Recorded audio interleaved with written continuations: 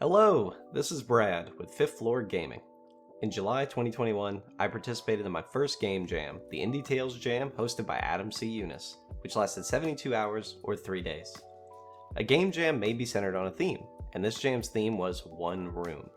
Interpreting this theme, I made the game One Room Dungeon. It's a game where you play as a space-shifting wizard, rotating their room to defeat enemies and reach the goal. I've always been very interested in game development, and I've developed a number of prototypes in my life, but never participated in a game jam competition. I'm a professional software developer in my personal life, but decided to enter the jam after watching a few pixel art tutorials by Adam. In this video, I'll discuss how I came up with the idea for the game, how I made it, how it was received, and what I learned from the experience. I consider myself a visual learner, so when I approach any sort of development, I like to draw it out.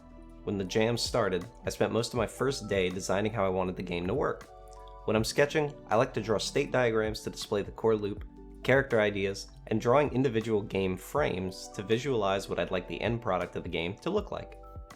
I remember sketching out different interpretations of One Room, but eventually settled on a side-scroller styled game with a top-down omnidirectional shooter.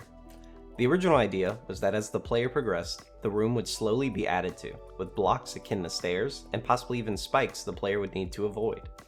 The core loop was essentially the player vanquishes enemies, navigates the shifting room, then reaches the flag to proceed to the next level. Once I settled on the design, I figured it was time to get coding in Unity. I spent the rest of the day creating a small room out of tiles I made in Sprite, then focused on getting the tiles to rotate periodically. For room design, I settled on a simple blocky look, akin to Mario blocks. On the second day, I decided it was time to add a player and player controller. My main character was loosely inspired from the Black Mage of Final Fantasy, who I didn't know was actually from Final Fantasy when I wrote the script, but I knew them as my favorite character in the award-winning popular sports game Mario Hoops 3-on-3 for the DS. The player controls were pretty simple. Since I had decided I only wanted the player to be on the bottom level of the room, the player's controls mostly consisted of moving left and right. Now I needed a goal. I created a small golf flag looking asset and animation to serve as a goal to load the next level. This goal would stick to whatever wall it was placed on, so the player would need to navigate the walls to get to it. Admittedly, at this point, the game is pretty boring. There's a clear goal, but nothing to do, so I decided to add some enemies. For the enemy design, I went with a simple bit design. My ghost enemy, inspired by Boo from the Mario franchise, would move back and forth on its chosen floor. My goblin enemies, inspired by Pathfinder goblins, walk back and forth, but occasionally pause to shoot an arrow at the player. And lastly, my boss was inspired by Skeletron from Terraria. The boss would float in the center of the last level and continuously shoot bones at the player. With enemies added, I needed a way for the player to fight them, so I went back to the character controller and added an omnidirectional fireball shooting mechanic, so the player could shoot at the enemies on any wall. Somewhere here I wrapped up my work on the second day. I spent a lot of that time cleaning up bugs and trying to get positioned enemies to stay in the right location. As the third and final day dawned, I was pretty confident I'd spend the whole day polishing. Much of the game still didn't work, the game didn't feel very fun, the player would have to wait until the room decided to rotate to reach the flag, and there were bugs everywhere. To make the game more fun, I implemented a roguelike system in between every 2 levels, so players could make choices and have different playthroughs.